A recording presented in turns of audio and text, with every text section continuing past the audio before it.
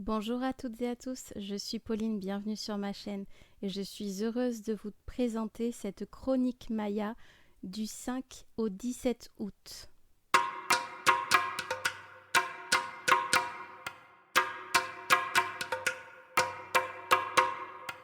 Alors, l'énergie qui va nous accompagner pour cette journée du 5 août, c'est l'énergie de la tempête bleue. La tempête bleue, elle nous demande vraiment à rester ancré, à rester unifié dans son intériorité, à ressentir vraiment l'unité en soi pour pouvoir ne pas être pris par les événements extérieurs, par les tempêtes extérieures, par les bouleversements. Elle nous invite vraiment à se concentrer sur nos objectifs pour ne pas se laisser emporter par les émotions inconfortables telles que par exemple des colères ou de la frustration ou peut-être par des manques, des besoins non comblés. Ensuite, nous avons l'énergie du soleil jaune. Alors le soleil jaune, lui, il va inviter vraiment à identifier ce qui va empêcher notre stabilité, notre équilibre, à vraiment observer ce qui m'empêche d'être créatif, mettre vraiment de la lumière sur mes parts d'ombre. Le soleil jaune, il invite vraiment à prendre conscience aussi de son pouvoir personnel, de sa puissance, à se demander à quoi je donne de l'énergie. Est-ce que je donne mon énergie à des choses qui me tirent vers une énergie plus basse, ou est-ce que je mobilise mon énergie vers des projets, vers la lumière. Là, on demande vraiment à communiquer, à faire communiquer toutes les parties de soi pour pouvoir vraiment faire jaillir ses ressentis, se connecter à ses ressentis et à vraiment s'accepter tel qu'on est. C'est vraiment s'accepter dans ses parts d'ombre et dans ses parts de lumière, dans ses doutes et dans ses certitudes. C'est se permettre s'autoriser à se réinventer également. Ensuite, on a l'énergie du dragon rouge. C'est plus une énergie, comment dire, comme l'énergie vitale, un petit peu comme le feu. Ça va être vraiment relié à comment je me nourris. Comment je me nourris intellectuellement, comment je me nourris physiquement, quelle intention je pose quand je me nourris, quelle nourriture j'apporte à mon corps et à mon esprit. Donc là, on invite vraiment, en étant connecté à ses ressentis, à demander à son corps qu'est-ce que mon corps a le plus besoin. Le dragon rouge, il nous parle aussi de confiance et au degré de satisfaction qu'on s'accorde. Quand on a des petites victoires, il faut les fêter. Il faut vraiment se féliciter pour vraiment permettre une confiance en soi qui va grandir encore plus et qui va permettre après de poser de nouvelles actions. Ensuite, on a le vent blanc. Alors, le vent blanc, elle nous demande vraiment de porter attention à comment nous réagissons. Qu'est-ce qui se passe quand on a notre respiration qui se saccade, qui se modifie, quand on a la sensation de manquer d'air? Comment on va pouvoir redonner un nouveau souffle à sa vie? C'est vraiment prendre conscience aussi du poids des mots, de l'intention qu'on va poser dans les mots. Plus on va avoir un état d'esprit et des mots positifs, plus on va pouvoir vibrer positif et donc attirer à soi des événements positifs. Et pareil, inversement, quand on vibre négatif, quand on parle toujours dans la négativité, eh bien on s'enferme dans une spirale qui attire des événements inconfortables. Le vent blanc, il va aussi nous inviter à être adaptable, en fonction de ce qui se passe, à vraiment observer ses pensées et à peut-être modifier ses comportements. Ça va être vraiment l'observation de ce que je crée. Et ne pas vouloir trop s'entêter vers un chemin et peut-être envisager des choses autrement. Ensuite, on a la nuit bleue qui va nous accompagner. La nuit bleue, elle est plutôt reliée aux rêves, aux peurs, aux limitations, un peu au monde de l'inconscient. La nuit bleue, elle va nous inviter à oser aller de l'avant, à oser réaliser ses rêves, vraiment à mobiliser cette confiance en soi qu'on aura travaillé avec les jours précédents, avec le dragon rouge par exemple, et à vraiment se dépasser ses limitations, ses peurs. La nuit bleue, elle invite aussi à lâcher ce besoin de contrôler et être vraiment plus dans l'accueil, dans la réceptivité, dans la foi. Elle nous invite aussi à nous détacher des peurs matérielles. La nuit bleue, elle nous invite vraiment à agir pour prendre le risque peut-être de se tromper, mais également le risque de réussir. Il n'y a pas d'échec.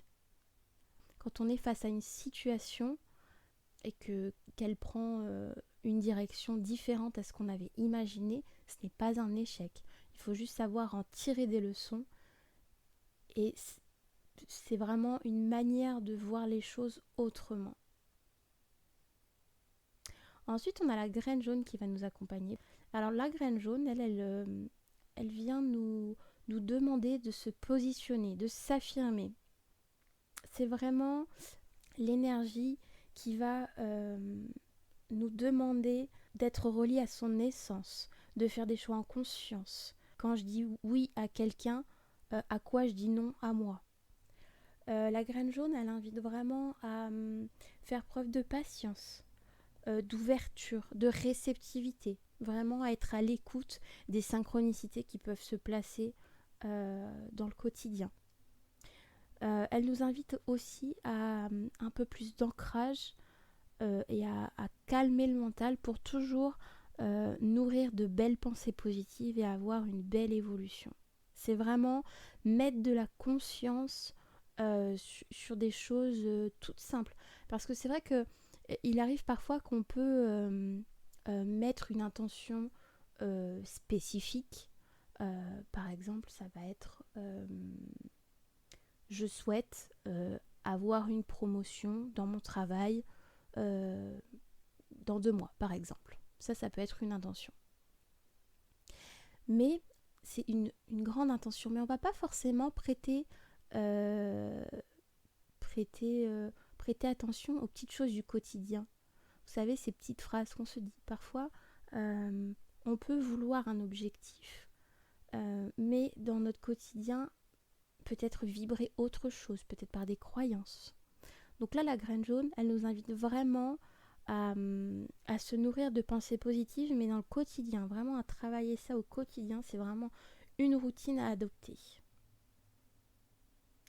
Ensuite, on a le serpent rouge qui vient nous soutenir pour le 11 août. Alors, le serpent rouge, c'est vraiment une énergie qui va demander beaucoup plus d'adaptabilité par rapport aux changements qui vont s'opérer. Le serpent, c'est un animal qui va opérer une mue, une transformation, qui va perdre sa première peau et qui va accepter de lâcher les voiles, de lâcher la peau pour vraiment se renouveler, pour se transformer. La question qu'on va se poser avec le serpent rouge, ça va être: est-ce que je suis prête à accepter cette métamorphose? Parce que parfois, il m'arrive en consultation d'avoir des personnes qui souhaitent évoluer, qui souhaitent changer, qui souhaitent transformer des choses, mais qui ont peur de perdre leur identité, qui ont peur d'oublier d'où ils viennent. Et il faut juste savoir que Les, les deux intentions ne sont pas opposées, elles peuvent même être complémentaires. Ensuite, on a l'énergie de l'enlaceur des mondes. Alors l'enlaceur des mondes, lui, il vient inviter au lâcher-prise. Une fois qu'on a travaillé sur la confiance en soi, qu'on a posé ses actions, qu'on a travaillé au quotidien ses rituels, on va vraiment demander de lâcher prise.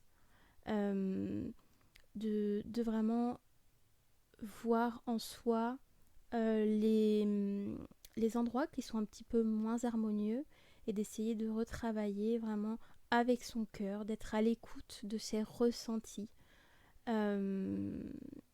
L'enlaceur des mondes, il demande aussi à, à s'autoriser parfois à avoir tort. Parfois, certaines personnes ont vraiment du mal à avoir tort.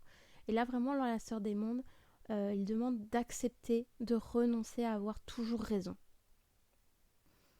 Parce que l'acceptation, c'est quelque part se rapprocher aussi un peu plus de l'amour. Parfois, il faut savoir lâcher du mou, il faut savoir déléguer également. Ensuite, on a la main bleue. Elle va nous demander d'intégrer tout ce qu'on aura reçu, toutes les connaissances, tout le travail qu'on aura fait sur soi. Elle nous demande vraiment de maîtriser, d'intégrer, d'intérioriser tout ce qu'on aura appris.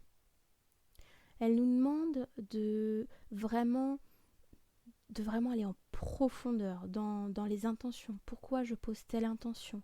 Quel est mon besoin caché? Vers quoi je veux diriger ma vie? Ensuite, on va voir l'étoile jaune qui va nous accompagner. L'étoile jaune, elle nous invite à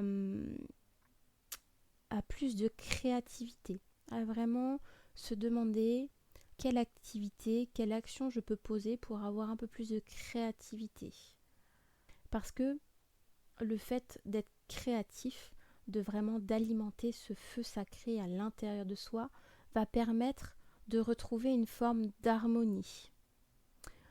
La question qu'elle vient poser, l'étoile jaune, c'est de vraiment savoir comment je peux me positionner tout en étant adaptable, mais toujours en restant dans ma vérité, toujours en restant aligné à qui je suis. Donc là, vraiment, on vous invite à trouver des moyens, à trouver des activités qui vous permettent vraiment de mobiliser cette énergie créatrice qui va vraiment vous permettre de concilier, qui va vous permettre de vous adapter face aux événements tout en restant juste avec qui vous êtes. Donc je vous invite vraiment à émaner, à faire émaner de vous votre lumière intérieure, vraiment votre puissance, votre plus belle vibration. Ensuite, on va voir la lune rouge qui va nous accompagner. La lune rouge, elle demande comment je souhaite me laisser porter. Est-ce que je souhaite aller à contre-courant ou est-ce que je souhaite choisir un autre chemin? La lune rouge, elle va nous parler nos émotions. Elle va nous demander de purifier, de libérer toutes les émotions, toutes les tensions qu'on a à l'intérieur de soi, à dénouer toutes les mémoires qui sont en nous. Ensuite, on va être guidé par le chien blanc. Le chien blanc, c'est une énergie qui nous demande de prendre la responsabilité de notre vie. Une fois qu'on aura choisi dans quel chemin on veut parcourir, quel chemin sera le plus adapté pour nous, voilà, là on va nous demander de nous positionner en tant qu'être responsable, en tant que personne qui agit sur sa vie, qui va prendre des décisions, qui va poser des actions, toujours en relation avec qui il est, avec ce qu'il souhaite, avec ce que son cœur lui dicte. Le chien blanc, il va aussi nous demander de vraiment travailler l'acceptation de soi. Mais l'acceptation du changement, de vraiment prendre la responsabilité, de se dire voilà, j'ai un objectif, j'ai un but, je souhaite atteindre ce but. Aujourd'hui, je ne suis pas en capacité d'avancer vers ce but avec les masques et les croyances qui m'entourent. Je fais le choix d'opérer des changements pour pouvoir atteindre ce but. Et là vraiment, on vous demande vraiment on nous demande vraiment de reprendre son pouvoir intérieur, son plein potentiel pour pouvoir être entièrement responsable de notre existence. Puis la dernière énergie qui va nous accompagner, ça va être l'énergie du singe bleu.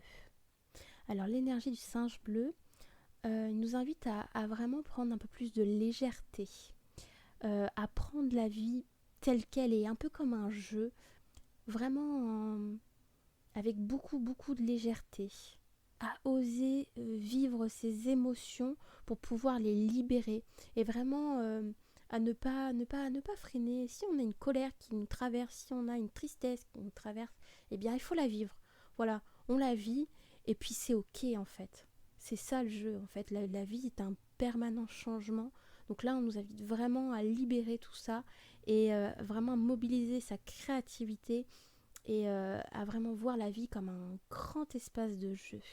Pouvoir libérer son expression artistique pour pouvoir justement grâce à cette créativité vous allez peut-être pouvoir trouver un moyen de libérer vos émotions plus facilement et de les accepter. Voilà, j'espère que cette chronique vous aura plu. N'hésitez pas à commenter, liker ou partager ce post et à vous abonner à cette chaîne. Vous pouvez également retrouver des méditations et des guidances. N'hésitez pas non plus à aller visiter mon Facebook où vous pouvez retrouver l'énergie du mois, quelques articles et également sur mon site où vous retrouverez mes services. Je vous embrasse.